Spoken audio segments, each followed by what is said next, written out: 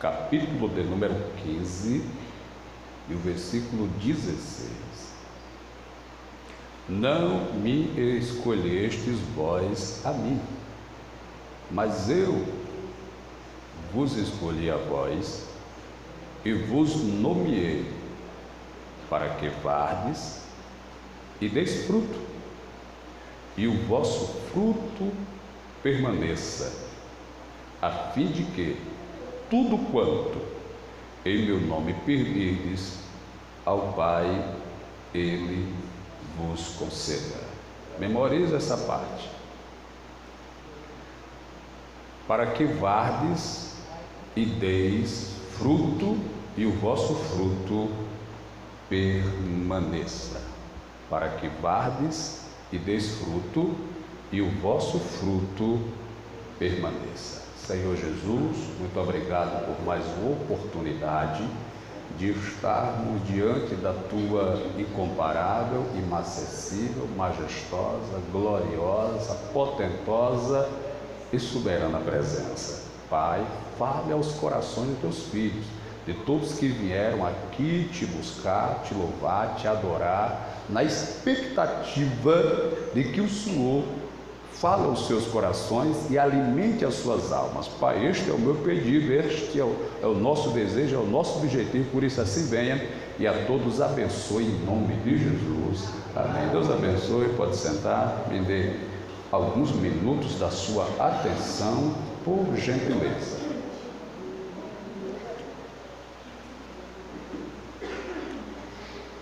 Em Israel existem 4 árvores frutíferas que têm um simbolismo interessante para a nossa compreensão. A primeira é a oliveira.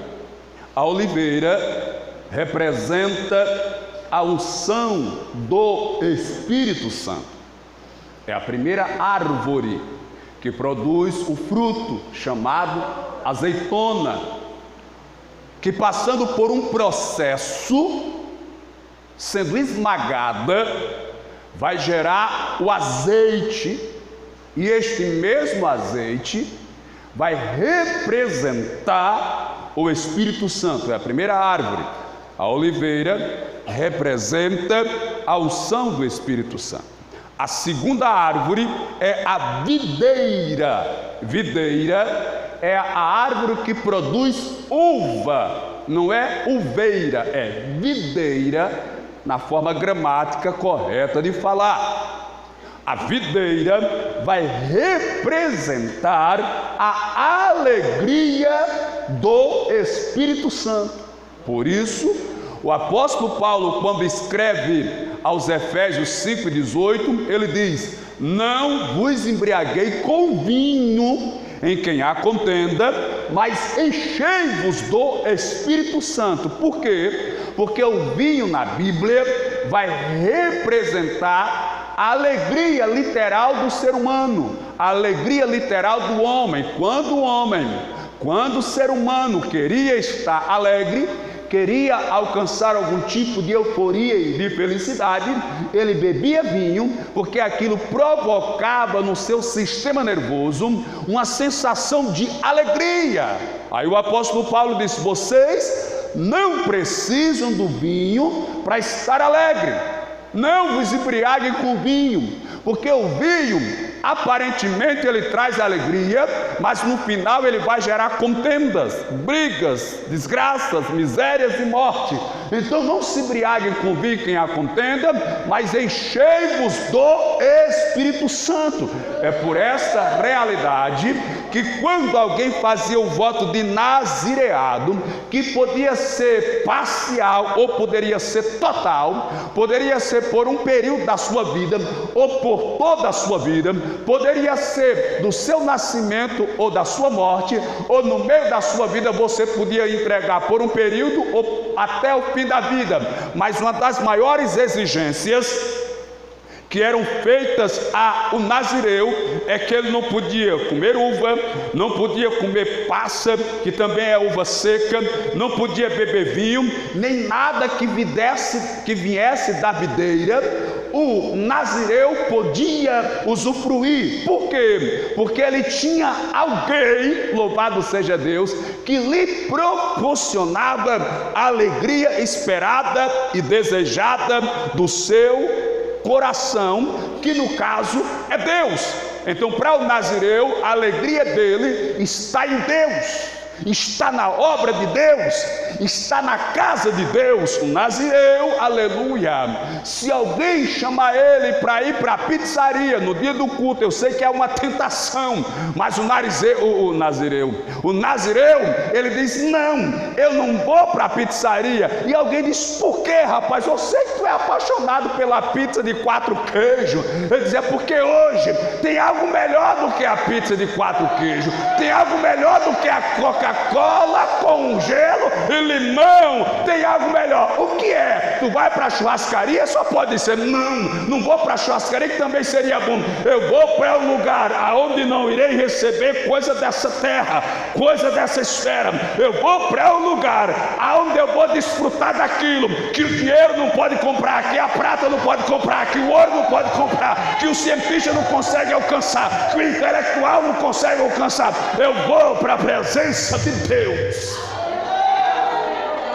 Aleluia. Então a videira, ela representa a alegria do Espírito Santo.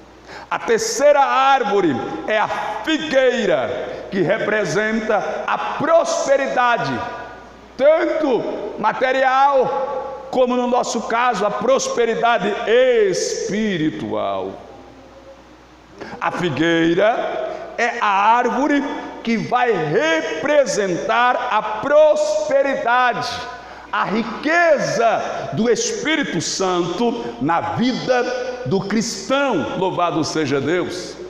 Porque enquanto muitos estão a lutar e a guerrear por bens desta existência, que não tem pecado, não existe erro em você lutar pelo seu sustento, lutar pela sua manutenção, lutar para comprar a sua roupa, fazer a sua feira, pagar o seu aluguel, pagar a sua água, pagar a sua luz, encher o seu botijão de gás, pagar a sua internet ou outras despesas a mais. Não existe, aleluia, erro nisso. É justo, é até louvável, aleluia. O que vai ser complicado é quando alguém acha que esses bens é mais importante do que os céus, é mais importante do que o reino. É por esta razão que a Bíblia diz: mas buscai em primeiro lugar o reino de Deus e a sua justiça, e todas essas coisas, as demais coisas,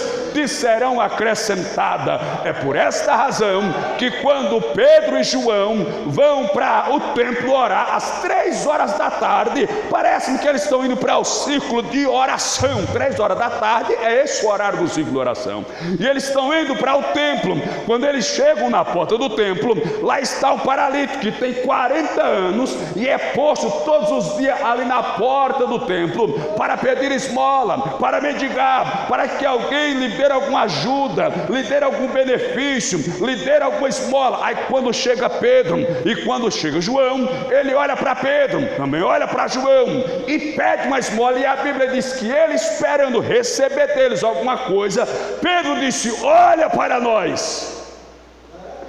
De repente, Pedro queria fazer um paradoxo, um paralelo, ou um paradoxo, ou mostrar alguma realidade para aquele homem olhar para ele e ter uma definição. Será se ele tem dinheiro ou se não tem dinheiro? Pelo paletó deve ter uma conta gorda no banco, pelo brilho do sapato, aleluia.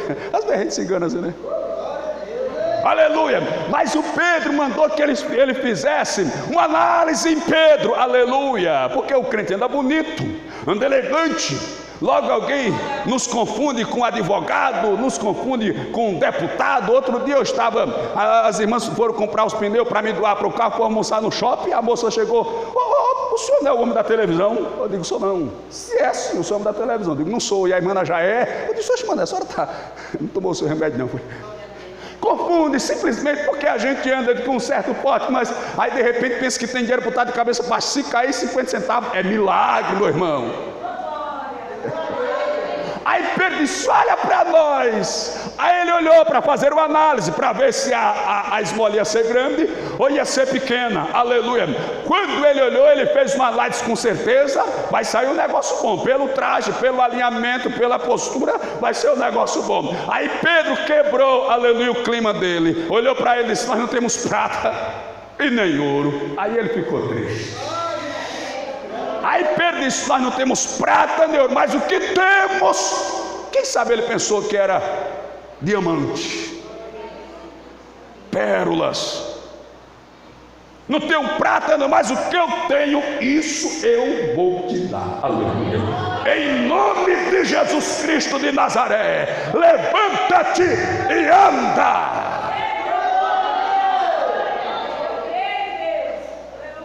A história diz que um dia São Tomás de Aquino foi fazer uma visita ao Papa católico chamado Inocêncio, eu não lembro qual foi o século. E a história diz que quando Tomás de Aquino entrou na igreja, o Papa Inocêncio olhou para ele e disse, olha Tomás, a igreja hoje não precisa mais falar como Pedro e João, dizendo que não tem prata nem ouro, porque agora a gente tem muita prata, a gente tem muito ouro e muita riqueza. Aí Tomás de Aquino disse, tem muita prata e muito ouro, mas não tem o levanta-te e anda. É melhor não ter prata e nem ouro, mas ter a presença, ter o azeite, ter a unção, ter o milagre, ter a glória, ter a Shekinah, ter o agir e o operar daquele que tem todo o poder nos céus e na terra. Aleluia. Aí a terceira árvore é a figueira, que representa a prosperidade do Espírito Santo. A quarta árvore é a amendoeira. A amendoeira representa a verdade do Espírito Santo. Veja, quando Deus se revela a Jeremias, Jeremias é um menino, é uma criança, um adolescente, sei lá, entre a puberdade, entre adolescente e criança. Deus chama Jeremias para ser profeta, e Jeremias logo retrunca, logo se mostra contrário, porque ele mesmo disse, eu sou uma criança, eu ainda não sei falar. Então dá para entender que ele era muito novo de idade, era muito criança, de maneira que ele se declara uma pessoa inapta na sua comunicação. Eu ainda não sei falar. É a mesma posição de Moisés, que não era por ser criança, mas era por ter alguma dificuldade de fala. Talvez não fosse uma dificuldade de língua, mas fosse o fato dele no Egito falar cerca de 70 idiomas, entre línguas oficiais e dialetos. 70, irmãos. Então uma pessoa que chegou a falar 70 idiomas, com o tempo ele começou a misturar. Ele não sabia se essa palavra era daquele povo, daquele ou daquele, porque ele ficou fora do Egito 40 anos. E ele disse, eu sou pesado de língua. Aí ele disse, Moisés, quem fez o pé do homem, quem fez a mão do homem, quem fez o olho do homem, quem fez a cabeça do homem, quem fez a orelha do homem, quem fez a língua do homem, Moisés? Por acaso não foi eu? Ora, Moisés, se eu fiz o homem do pó, praticamente do nada, e dei a ele a capacidade, por que eu não posso consertar aquele que está com alguma valia, algum defeito de fabricação? Ora, deixa eu lhe dizer nessa noite, talvez você já olhou para si mesmo, fez uma introspectiva e disse, eu não sou capaz, eu não tenho condições, eu não tenho capacidade. Alguém fala melhor do que eu, alguém prega melhor do que eu, alguém canta melhor do que eu, alguém é mais afinado do que eu, alguém tem mais presença do que eu, alguém tem mais estrutura do que eu. Mas quem disse que o Criador não pode pegar aquele que está sem estrutura, na lama, na sarjeta, no lixo, no muturo, e coloca ele entre os príncipes? Quem disse que ele não pode? Aleluia. Então Jeremias disse, Senhor, eu sou uma criança, eu ainda não sei falar, eu ainda não sei me expressar. Aí Deus disse, não, Jeremias, Eu vou dizer o que você tem que falar. O que eu mandar você falar, você vai falar. O que eu mandar você dizer, você dirá. E nessa relutância, Deus mostra uma revelação para Jeremias e pergunta para Jeremias: o que é que tu está vendo, Jeremias? Ele disse: eu estou vendo uma vara de amendoeiras. Ele disse: viste bem, porque eu velo sobre a minha palavra para cumprir. A amendoeira é a representação da verdade de Deus, da verdade do Espírito Santo.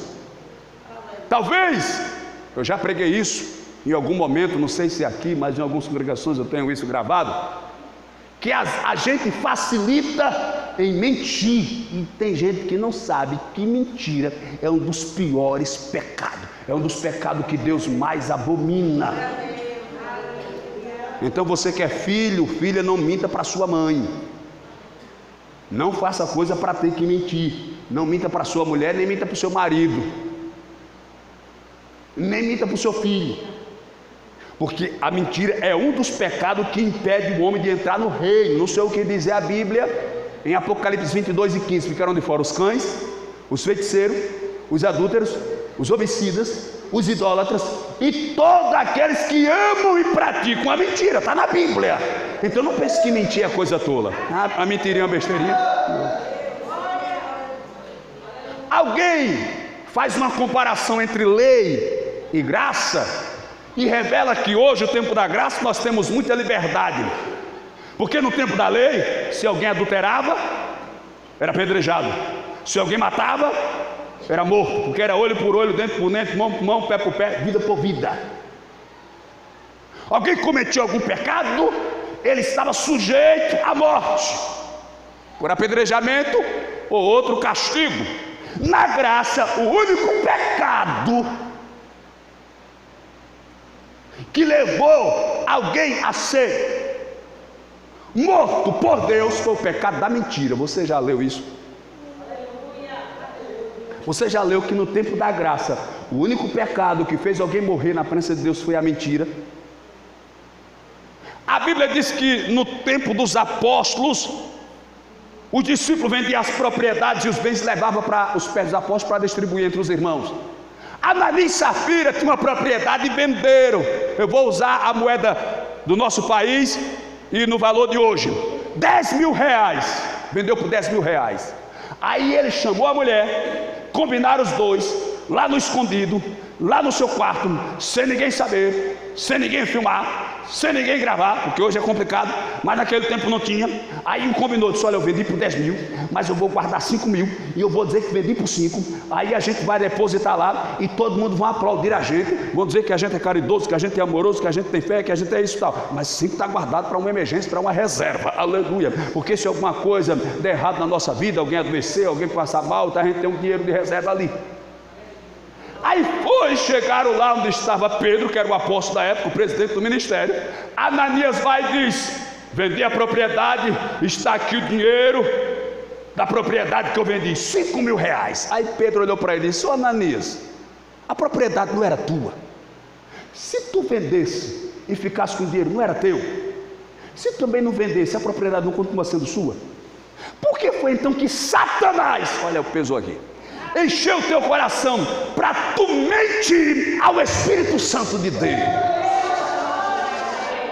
Por esta razão, Ananias, tu vais morrer agora. Caiu morto na hora. Pouco tempo depois chegou a Safira, nome de uma pedra preciosa, mas isso não quer dizer que é. Só tem um nome. Aí quando ela chegou, Pedro olhou para ela e disse: é verdade, Safira, que o teu marido vendeu aquela propriedade que valia mais de 10 mil reais, ele vendeu só por 5. para trazer para a igreja. Foi, meu marido é um homem do coração bom, é um homem honesto, é um homem direito, é um homem amoroso, ele quer ver a igreja bem, ele quer ver a igreja frutífera, ele quer ver a igreja com as cadeiras acolchoadas, ele quer ver a igreja climatizada, ele quer ver o som uma bênção, ele quer... Foi, ele trouxe para a igreja. Mas Safira, aleluia, mas o Espírito me revelou que ele vendeu foi por 10, e ele chegou aqui dizendo que era por 5, e você está confirmando também, foi por 5, então você também vai morrer agora, e caiu também embora. Ele disse, ali está os pés do moço que sepultaram teu marido, e também vão te sepultar. A única morte no Novo Testamento por desobediência a Deus é a mentira. Então cuidado, aleluia. A amendoeira é a árvore que representa a verdade do Espírito Santo, e a Bíblia diz, conhecereis a verdade, e a verdade vos libertará. Pois bem, eu estou falando sobre árvore. Nosso irmão João Antônio, na primeira oportunidade, falou de árvore. A missionária Clarice cantou, falou de árvore. Mas a árvore ela tem algumas fases. Por exemplo, tem hora que a árvore está seca. Tem hora que a árvore está seca. Existe uma fase que é chamada de estação. São 4 estações: primavera, verão, outono e inverno. E tem uma estação, uma fase no ano que a árvore fica seca. Ela não produz folha, não produz flor e nem produz fruto. Ela fica seca.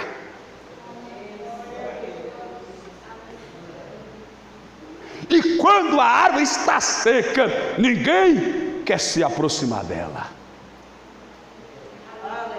A pergunta que não quer calar: você tem sido uma árvore frondosa ou uma árvore seca?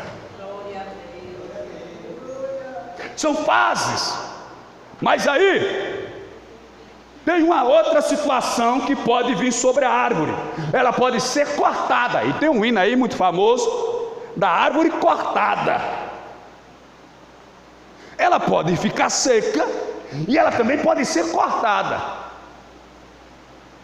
Mas aí, como diz a canção, e é baseado na Bíblia, no livro de Jó, a árvore cortada, ela pode voltar novamente a crescer.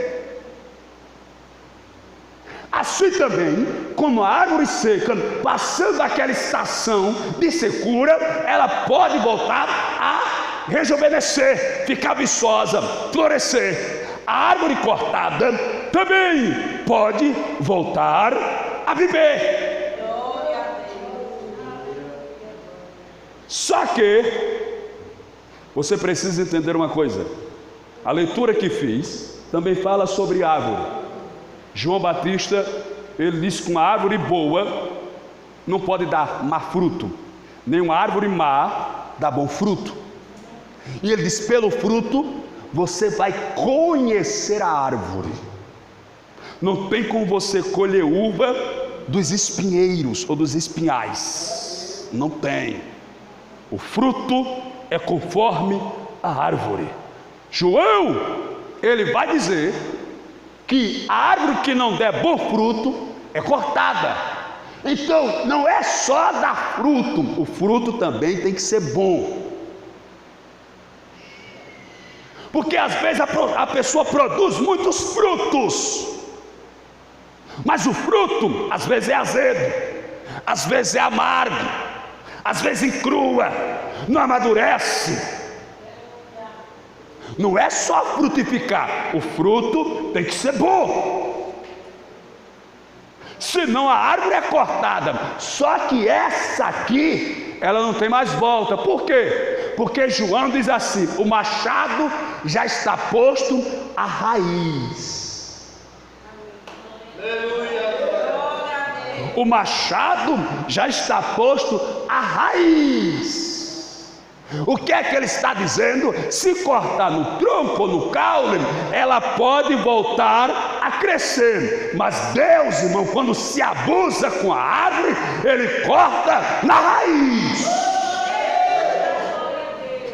Veja, o que o irmão falou aqui no início é aquela fase que Jesus Cristo vai para Jerusalém e ele vê uma figueira, e a figueira está com a folhagem viçosa e abundante, e ele se dirige até a figueira, porque pelo fato dela estar com uma folhagem viçosa e abundante, é notável que ela tem fruto.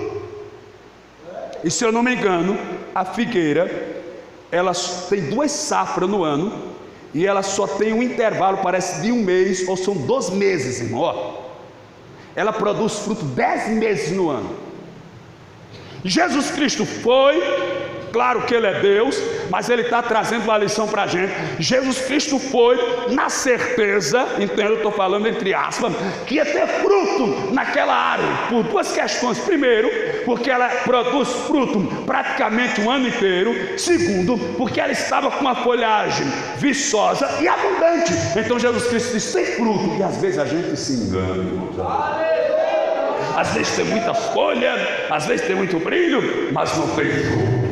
Às vezes tem até muito fruto, mas é azedo e amargo, é fruto mau. Aí João disse: ei, o machado já está posto à raiz da árvore. Aí Jesus chegou lá na figueira, viu que ela não tinha fruto, aí olhou para ela. Jesus é uma coisa extraordinária, porque se fosse hoje o psiquiatra, ou até mesmo o psicólogo, que não tem nem essa formação, ele ia olhar e dizer: esse homem é doido. Como é que um homem pode falar com a árvore? Como é que a árvore vai escutar a voz de um homem? Isso só se for no desenho animado, em uma fábula, porque a árvore não tem como ouvir a palavra de um ser humano, não tem.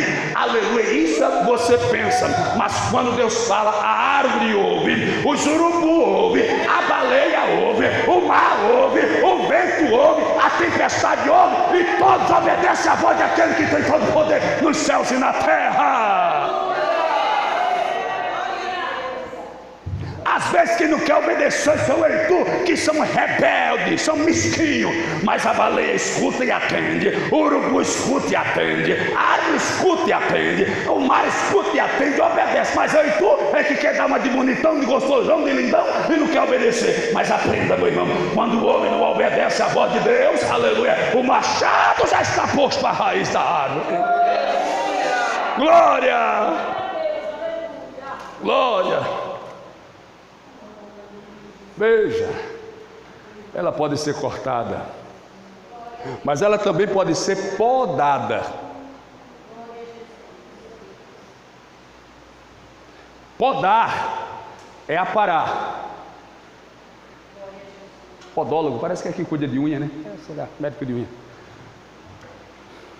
A poda são 2 instrumentos, ou 2 ferramentas que podem ser usadas na árvore. Um é o machado e a outra é a tesoura. A tesoura é para podar, cortar os galhos. Jesus Cristo fala isso em João 15. Ele diz: eu sou a videira, vós os ramos. O ramo em mim que dá fruto, o viticultor zela, cuida para que dê mais fruto, mas aquele que não dá, ele corta e joga fora. O que dá fruto, ele zela, ele cuida, ele limpa, ele estruma, ele aduba, ele rega, para que produza mais fruto. Mas aquele que não dá fruto, ele corta e lança fora. Lembra daquela passagem que Jesus Cristo disse que os primeiros serão os últimos primeiro? Nesse contexto, ele vai falar que no final, aleluia, ao que tem será dado, e ao que não tem, até o que não tem lhe será tirado. Isso também está dentro da história dos talentos, que a um ele deu 5, a outro deu 2 e a outro ele deu 1. O que tinha 5 trabalhou, ganhou mais 5, fez 10. O que ganhou 2 trabalhou, ganhou mais 2, fez 4. E o que ganhou 1 enterrou. Aí a Bíblia diz que quando o Senhor chegou e viu o resultado do primeiro, do segundo e do terceiro, ao que fez 10, eles: você vai reinar sobre 10 cidades. Ao que fez 4, vai reinar sobre 4 cidades. Ao que pegou e escondeu, ele diz: pega dele, aleluia, e dá ao que tem 10, porque ao que tem será dado, e ao que não tem, até o que tem lhe será tomado. Você não está entendendo? Quer que Deus lhe abençoe, quer que Deus esteja do seu lado, quer que Deus estenda a mão para você, quer que Deus lhe aprove, continue dando fruto na presença de Deus. Aleluia. Ele poda, corta os galhos. Nós temos também a árvore infrutífera, a árvore que não produz frutos. Glória a Deus.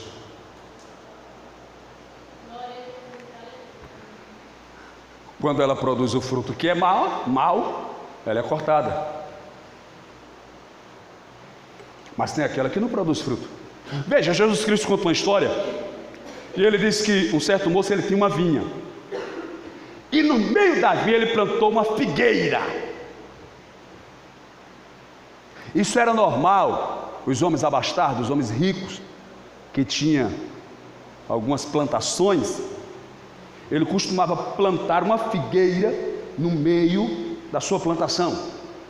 Era sinal de prosperidade e tinha alguns benefícios. Por exemplo, lembra que quando Adão e Eva pecaram, eles fizeram aventais de figueira, porque a folha da figueira, me parece, não sei, hoje eu nunca vi uma figueira de perto, talvez naquela época as folhas dela fossem bem grandes, então dava para fazer o avental com facilidade. Se as folhas eram grandes, isso quer dizer que ela proporcionava uma sombra boa. Então normalmente esses homens plantavam e eles iam tirar a sua cesta, que é uma hora de descanso, um momento de descanso, debaixo da figueira. Só que esse homem, ele plantou essa figueira e ele não queria simplesmente que ela produzisse sombra ou revelasse o status dele, a posição. Ele também queria que ela desse fruto. Aí a Bíblia diz que ele foi até a figueira e não tinha fruto nela. Aí ele chamou o responsável pela vinha e disse assim: já é o 3º ano que eu venho até essa figueira esperando que ela tenha produzido algum fruto, e ela não tem produzido fruto algum. Ela está ocupando o lugar inutilmente. Corta ela e queima, joga ela no fogo. Vamos tentar entender a mente dessa figueira, se por acaso ela tem mente. Mas pelo menos tem semente. Ou não tinha semente porque não produziu fruto, né? Nem semente ela tinha, quanto mais mente. Mas vamos entender, ela foi plantada no meio de uma vindeira, ou no meio de um vinhal.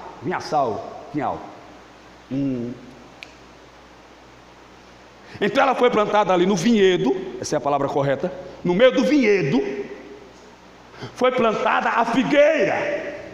Vamos confabular com ela, imaginar uma fábula, e vamos imaginar que essa figueira, ela consegue ver e ouvir o que está à sua volta. Aí ela olha para as outras árvores e vê o tipo de fruto que ela coloca, as folhas que ela tem, os galhos que ela tem, e ela percebe que aquele fruto é diferente do que ela vai produzir. Então ela diz: não vou produzir fruto, porque eu não vou agradar ao meu Senhor, ao meu dono.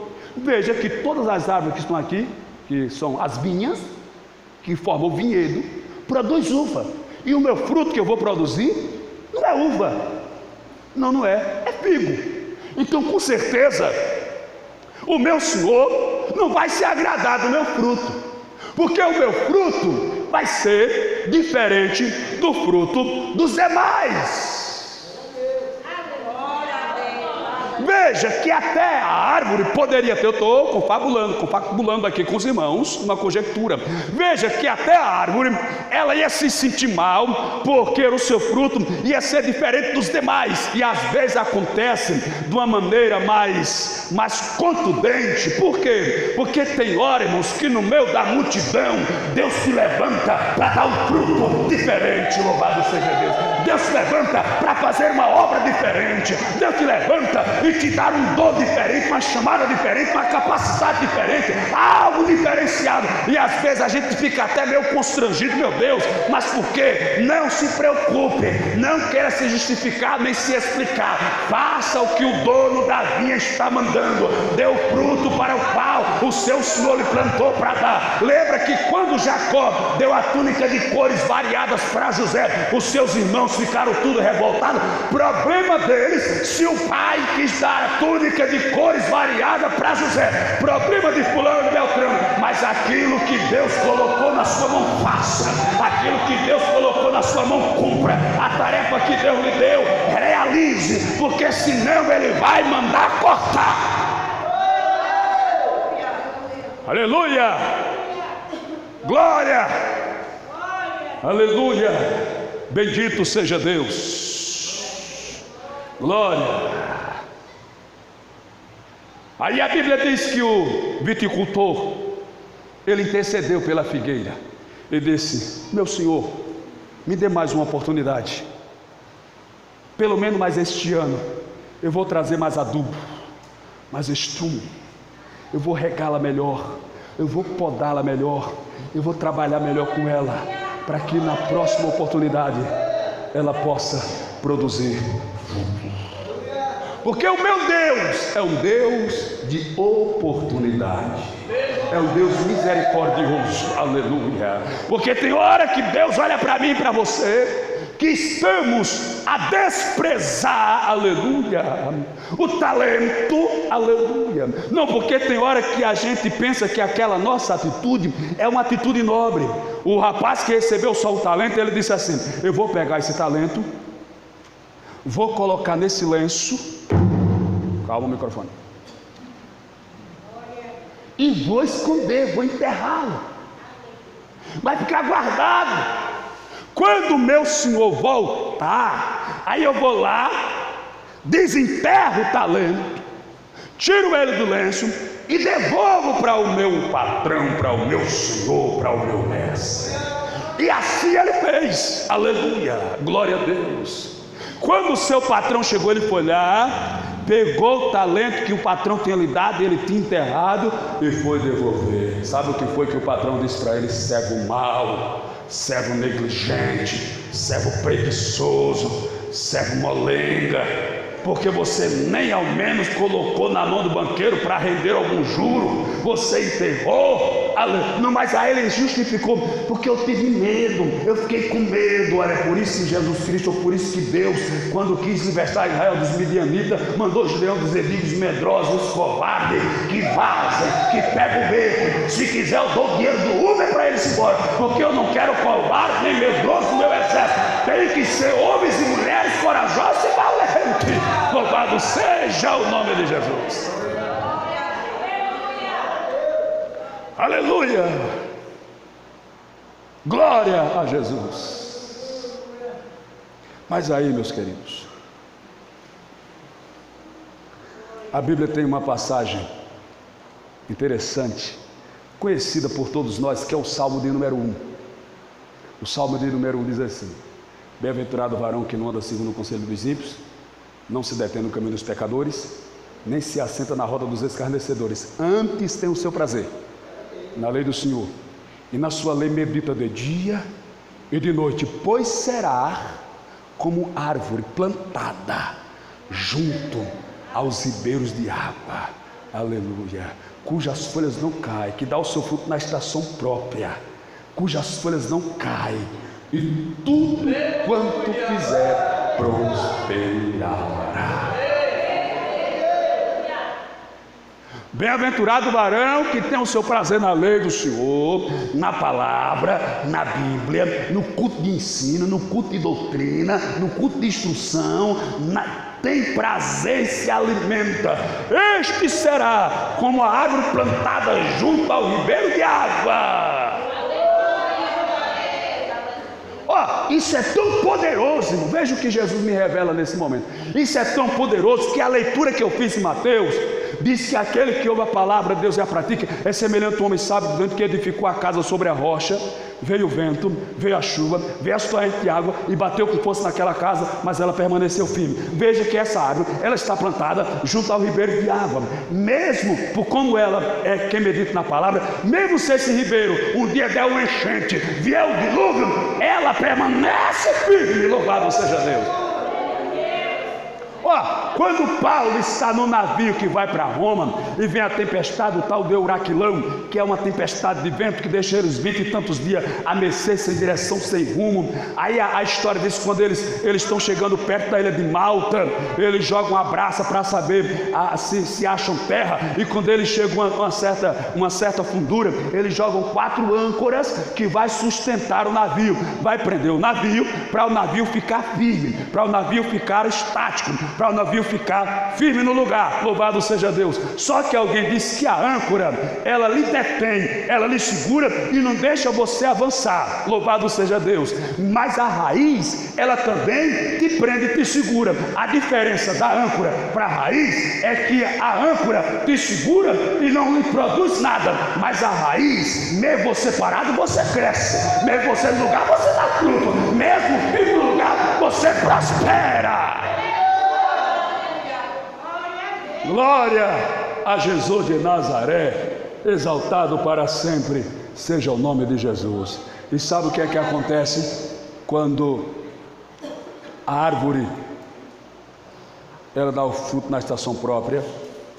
As folhas não caem, veja as qualidades.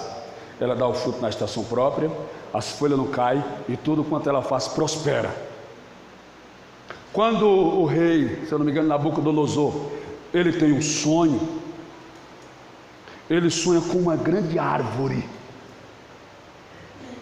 e as aves da terra se aninham naquela árvore, se aglomeram, se estabelecem faz seus ninhos ali, porque é um local que transmite benefício e segurança. Ou seja, uma árvore frutífera, cujas folhas não caem, e tudo quanto ela faz prospera, plantada junto ao ribeiro de água. Todo mundo quer estar perto dessa árvore. Às vezes ela sofre alguns reveses, porque quando a árvore começa a dar fruto, sempre tem um engraçadinho que quer jogar uma pedra. Mesmo assim, a árvore não revida.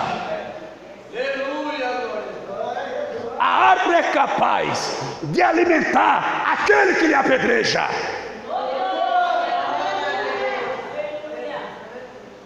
A árvore é capaz de gerar sombra para aquele que lhe apedreja.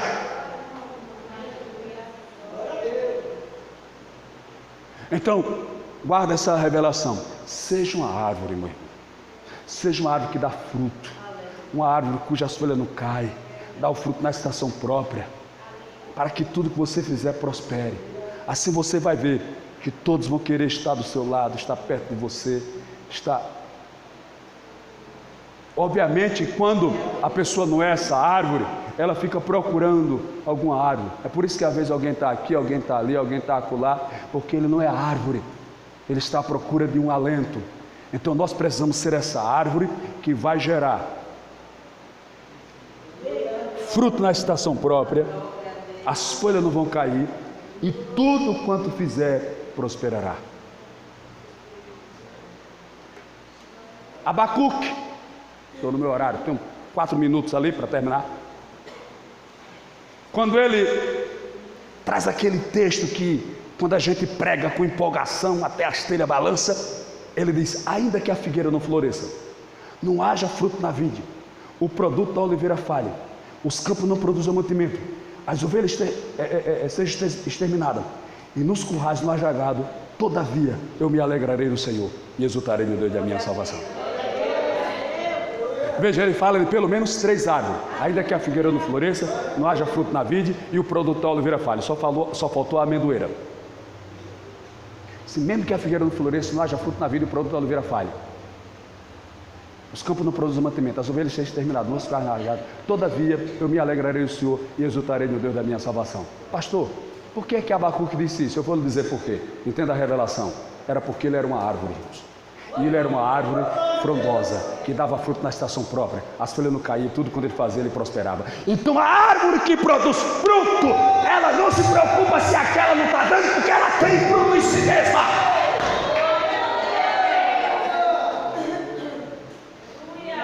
Entendeu? A árvore que produz fruto, ela não depende do fruto do outro para se alegrar, porque ela já tem o fruto da alegria. Ela não precisa do fruto do outro para se queimar, porque ela já tem o fruto da firmeza. Ela não precisa do fruto do outro do ânimo, porque ela já tem o fruto do ânimo. Ela já entendeu? Por isso a macura, ainda que a figueira não floresça, faz o fruto da vida. Não vou me alegrar, porque eu tenho fruto em mim mesmo. Eu não dependo do fruto dele ou dela, porque eu já tenho fruto em mim. Glória a Jesus de Nazaré. Eu estou terminando. Mas termino dizendo que nós precisamos despertar para a obra, para o reino. Eu vou, sempre que possível, fazer essas cobranças aos irmãos. Eu acho que compete a mim, não posso terceirizar esse compromisso, é responsabilidade nossa, cobrar dos irmãos essa disposição, essa energia, essa garra. Não lhe frustrando, mas lhe conscientizando que você é capaz de produzir e dar fruto. Então nós que trabalhamos com o povo, quem trabalha com grupo, quem trabalha com departamentos, claro, você não vai forçar, mas você vai conscientizar as pessoas a despertarem essa consciência para que a gente possa produzirmos uma grande plantação, seja um vinhedo, seja um olival, a plantação de amendoeira, seja uma plantação de figueira, mas todos nós precisamos estar com a mão no arado. E quando todos nós começarmos a produzir fruto, a gente não vai ficar dependendo que venha um cantor de fora, que venha um pregador de fora, ou que não, nós vamos ter fruto em nós mesmos. Então nós vamos estar realizados, vamos estar plenos diante de Deus, mas nós precisamos. Então quem trabalha com um grupo precisa conscientizar esses irmãos, assim como eu estou fazendo nesse momento. A gente precisa focar-nos na nossa igreja, no nosso ministério, glória a Deus, porque é como eu tenho falado para alguém, a gente vem trabalhando há muitos anos e obviamente que tem hora que a gente se desgasta psicologicamente, porque a gente espera um resultado maior pelo esforço, pelo sacrifício que a gente faz, a gente fica naquela expectativa. Então há essa necessidade. Às vezes o trabalho que você faz, irmãos, com tanto esforço, com tanto sacrifício, ele pode ser posto a perder de uma hora para outra com uma simples palavra. Estava até conversando com alguns obreiros para a gente trazer essa motivação aos irmãos, essa compreensão, abrir a mente dos irmãos nesse sentido. E eu estava dizendo, de fato a gente precisa conversar, claro, com cuidado, com carinho, porque existem as fases. Eu lembro que o pastor presidente de Madureira, que hoje está jubilado, não vou citar nome, mas os irmãos sabem, uma vez ele colocou um obreiro em uma igreja, e os irmãos queriam fazer uma abaixo-assinada para tirar aquele pastor. E numa reunião, eu participei 15 anos, reunião de ministério, de dirigente, ele disse assim, ainda bem que eles acabaram com esse negócio, porque senão eu ia lá e disciplinava os crentes tudinho. Isso no início, mas aí o tempo foi passando. E depois de vários anos, ele mudou de pensamento. Eu, como sou uma pessoa, irmãos, que gosto de observar e tentar entender as coisas, eu entendi o porquê da mudança. Porque no início, como o ministério era pequeno, tinha poucos obreiros. Então, quando tem poucos obreiros, a gente fica quase que implorando para que alguém faça um serviço aqui, faça um trabalho ali, assuma aqui. A gente fica quase implorando, irmão, me ajuda aqui, ajuda ali. Mas quando tem de sobra, quando tem abundante, quando tem, bastante, Aí o camarada, tem lugar aí que as pessoas brigam para fazer alguma coisa, para ter alguma oportunidade, porque tem demais. Então quando chegou nesse nível, aí já inverteu. Qualquer coisa que a igreja falava, eu digo isso porque até passei por isso. Uns 2 irmãos falaram alguma coisa, chegou lá no domingo e foi uma agonia, foi uma tristeza, foi uma humilhação. Entendeu? Por quê? Porque se eu sou tirado dali, já tem 5, 10 outros para ser colocado no lugar. No início era o contrário. Então por isso que a gente precisa ter essa noção, esse equilíbrio para saber o momento e a hora de falar, a hora de posicionar e de ensinar. Então os irmãos precisam despertar, irmãos. Você faz parte de uma igreja, você faz parte do ministério e você precisa entender que você precisa trabalhar para o desenvolvimento, o crescimento, o benefício desse ministério. E quando eu falo que às vezes uma colocação nossa pode colocar tudo a perder, eu pedi para o diácono Léo trazer até aqui. Isso aqui é água de esgoto. Esse copo aqui, a água está limpa, está saudável, não tem nada de ruim nela. Ele trouxe para o bebê, está aqui. Veja. Alguém tem coragem de beber essa água? Eu coloquei só um pouquinho de água de esgoto. Ninguém tem coragem de beber essa água. Essa água está totalmente condenada. Ninguém bebe. Coloquei só um pouquinho. É assim, irmãos. Dentro da igreja, tem várias pessoas. A gente trabalha, se esforça. Às vezes uma palavra que a gente fala. Às vezes uma atitude que a gente toma. Uma maneira que a gente age, contamina todo mundo. Uma coisa tão pequena. Agora se eu pego um pouquinho, pronto, se essa água estivesse limpa e eu colocasse aqui uma porção, mesmo assim não resolvia a de esgoto. A limpa não consegue limpar a suja, mas a suja, qualquer coisinha contamina a limpa. Então a gente precisa ter muito cuidado, muito cuidado. Pense no que você vai falar, pense no que você vai agir, entendeu? Para que não crie uma animosidade, não crie uma tristeza, não crie, entendeu? Porque acontece muitas coisas, mas eu não posso estar contando para você o que alguém me fala no particular, o que alguém conta, às vezes são coisas do pessoal. Um dia desse alguém ligou para mim, pastor, eu quero a minha carta. O que está acontecendo, meu irmão? Não, eu estou sendo excluído aí na igreja, não estão me dando atenção. Eu fui para um lugar, me receberam bem, me trataram tão bem, me abraçaram, me senti tão bem. A gente precisa ter essa noção, querido. Entendeu? Ter essa noção. Porque todo o sacrifício de Jesus, toda a dor, toda a humilhação que ele passou, foi em prol da tua alma. Em prol da alma. Então todo o objetivo, todo o foco é aqui. Teve um dia que Jesus estava pregando e ele deu uma pregação, ele fez uma pregação pesada. Ele tinha multiplicado o pão e peixe, aí ele pegou o barco, foi para o outro lado, aí no outro dia o povo, cadê ele, cadê ele, cadê ele? Eles saíram correndo, aí acharam ele lá. Aí quando chegou aquela multidão, Jesus Cristo falou, vocês estão vindo atrás de mim por causa que eu multiplico pão e peixe. É porque eu dou pão e peixe para vocês comerem. Aí os camaradas ficaram tudo constrangidos, ficaram tudo envergonhados, aí disseram, essa doutrina, esse culto, essa pregação é muito pesada. Então, aí todo mundo foi-se embora. Até dos 70 discípulos que ele tinha, foi-se embora 58, só ficaram os 12. E ele já perguntou, vocês não querem também não? Então vejam, até Jesus quando falou, o povo foi-se embora. Até Jesus.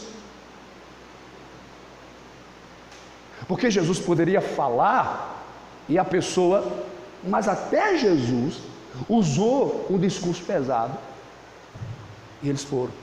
Jesus que multiplicava o pão, que fazia o cego ver, fazia o surdo ouvir, fazia o mudo falar, ressuscitava morto, expulsava demônio, purificava leproso, mas quando ele deu uma palavra, as pessoas foram-se embora.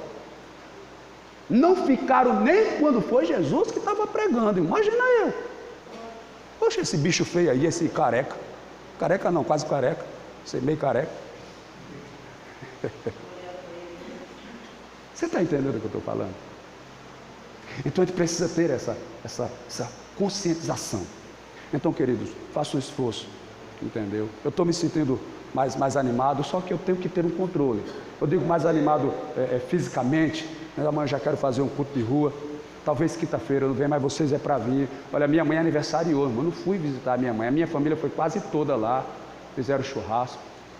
Tarciano, postou lá no Coca-Cola. Irmão, não dá não para ir, eu não estou confiando de dirigir para longe não. Aí eu vou agora, né? Mas ela ainda faz um macarrãozinho, um feijãozinho, uma frangozinha, né? Eu vou lá dar um cheirinho na minha velhinha, 78 anos, a dona Dete, Vicentina Dantas de Souza, dona Dete. Entendeu? Mas aí você precisa ter essa disposição, você precisa entender que você é uma peça fundamental na obra, na igreja. Talvez alguns irmãos não entendam, não tenham essa noção, mas eu tenho essa noção do quanto você é valioso e importante, o quanto você é importante no reino, o que Jesus fez pela sua vida e pela sua alma, o que Ele pagou, o que Ele passou para você estar aqui, o que Ele enfrentou para você estar aqui. Então preciso ter essa conscientização, preciso que os irmãos tenham. Mas faça um esforço. Lembrei agora, estava esquecido, eu estava conversando com o evangelista Arinaldo, nosso secretário, e até conversei bastante com ele pelo telefone hoje, e a gente vai preparar um curso aqui, talvez de sábado a 8 a gente já comece. Eu vou ver se a gente também faz, ele não fala isso para ele, mas prepara um diploma, vai ser umas 4 aulas, e a gente vai trabalhar sobre isso. Ele vai dar as aulas, talvez eu venha no encerramento para participar com os irmãos, mas aulas sobre obreiro, responsabilidade, compromisso, a sua importância, o seu valor, entendeu? Ensinar tudo isso. Não vai receber um convite, avisa, não vai poder vir, comunica para ter aquela ligação boa, aquela ligação importante, tá certo? Mas a gente vai programar isso. Fique em pé, eu já estou passando do horário, mas eu agradeço o carinho dos irmãos, Deus abençoe.